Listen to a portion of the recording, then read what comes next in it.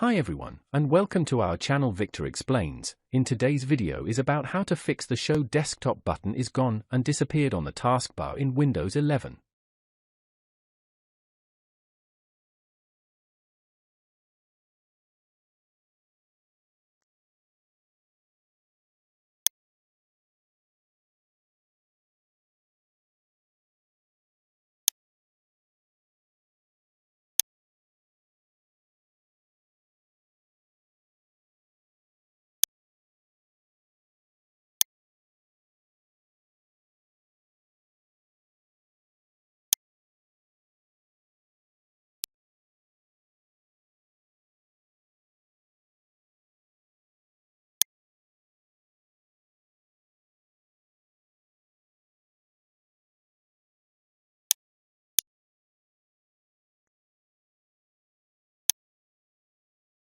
If you found this video helpful, please like to encourage us and subscribe to our channel. Leave comment and share it with others so they can benefit too.